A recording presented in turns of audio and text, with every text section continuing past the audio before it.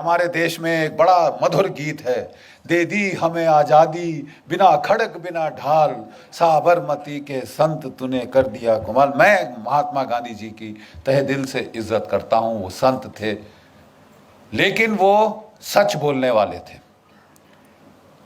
और भगवती कृपा से अगर आज वो जीवित होते तो वो खुद बोलते कि ये मेरी वजह से नहीं हुआ, जिसकी वजह से हुआ उसको आपने जिंदा गाड़ दिया, दफना दिया। आप समझ रहे हैं मैं क्या कह रहा हूं? आपने गाड़ दिया। कांग्रेस हाईकमान तुम्हारे रवैये से खुश नहीं है। अगर तुम जंग में ब्रिटिश को मदद नहीं करने के अपने फैसले पर अड़े रहोगे तो हमें कुछ कड़े फैसले लेने पड़ेंगे और मुझे इस्तीफा देने के लिए मजबूर किया जाएगा।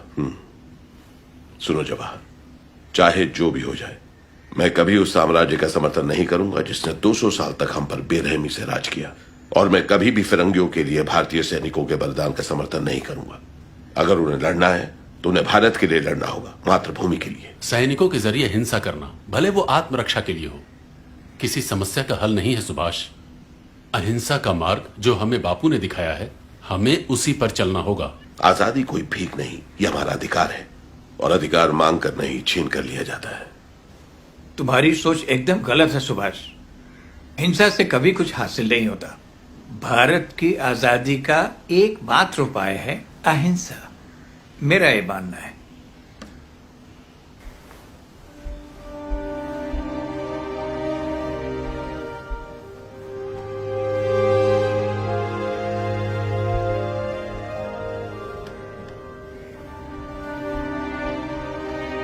मुझे माफ कीजिएगा बापू, मैं आपसे सहमत नहीं हूं। आप लोग अपने तरीके से आजादी के लिए लड़िए, मैं अपने हिसाब से लड़ता हूं। मुझे आशीर्वाद दीजिए कि मैं आजादी छीन कर आजाद हिंदुस्तान में वापस आ सकूं।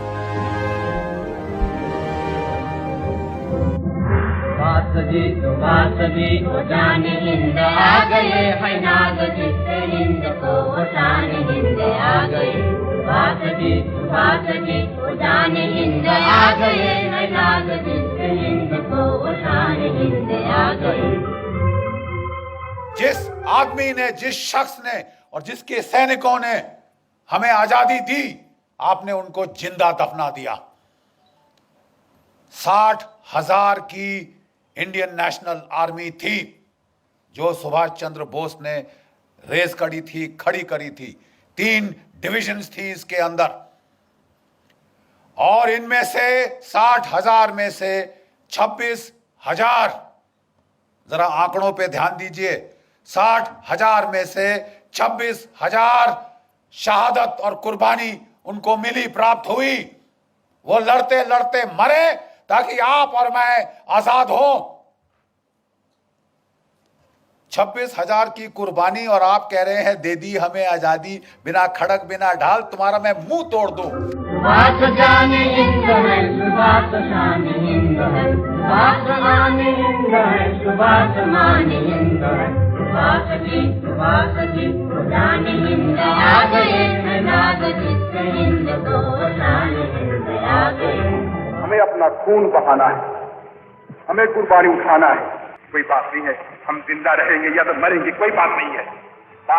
सही बात यह है, आम बात यह है, आखिर में हमारी कामयाबी होगी, हिंदुस्तान आजाद होगा। हमारे अतीत में छुपा हुआ एक बहुत बड़ा धोखा है। ब्रिटेन ने भारत को आजादी दी, इसकी बड़ी वजह थी आजाद हिंद फौज के सैनिकों के बलिदान से पैदा हुई राष्ट्रवाद की भावना। वर्ष 1945 से वर्ष 1991 के बीच क्लेमेंट एटली ब्रिटेन के प्रधानमंत्री थे। इसी दौरान भारत को आजादी दी गई, यानी जब भारत आजाद हुआ तब एटली ही ब्रिटेन के प्रधानमंत्री थे। आजादी के बाद क्लेमेंट एटली ने भारत का दौरा किया था। उस वक्त पश्चिम बंगाल के कार्यवाहक गवर्नर जस्टिस पीबी चक्रवर्ती थे। वो कलकत्ता हाईकोर्ट के चीफ जस्टिस थे। जस्टिस चक्रवर्ती ने इतिहासकार आरसी मजूमदार की किताब अ हिस्ट्री ऑफ बंगाल के प्रकाशक को एक पत्र लिखा। इस पत्र में उन्होंने लिखा कि जब मैं गवर्नर था तब भारत को सत्ता सौंपने वाले ब्रिटेन के पूर्व प्रधानमंत्री एटली ने कोलकाता के राजभवन में 2 दिन बिताए थे। उस समय मैंने आजादी के वास्तविक कारणों के बारे में उनके साथ लंबी चर्चा की। एटली के लिए मेरा सीधा सवाल यह था कि महात्मा गांधी का भारत छोड़ो आंदोलन कुछ समय पहले ही खत्म हो गया था और 1947 में ऐसी कोई परिस्थिति नहीं थी कि ब्रिटेन को जल्दबाजी में भारत छोड़ना पड़े। इसके जवाब में एटली ने पीबी चक्रवर्ती को कई कारण बताए भारत छोड़ने के। एटली ने कहा कि नेताजी सुभाष चंद्र बोस की सैन्य गतिविधियों की वजह से भारत की सेना और नौसेना के सैनिकों की वफादारी ब्रिटिश क्राउन यानी ब्रिटिश राज के प्रति कम हो रही थी। इस चर्चा के अंत में पीबी चक्रवर्ती ने एटली से यह पूछा कि भारत छोड़ने के फैसले पर महात्मा गांधी का कितना असर था। इस सवाल को सुनकर एटली ने मुस्कुराते हुए सिर्फ एक शब्द का इस्तेमाल किया और वो शब्द था मिनिमल, यानी कम से कम। यानी महात्मा गांधी का जो प्रभाव था इस फैसले पर कि अंग्रेज भारत छोड़कर जाएं, उसमें महात्मा गांधी का प्रभाव मिनिमल था, यानी मामूली था।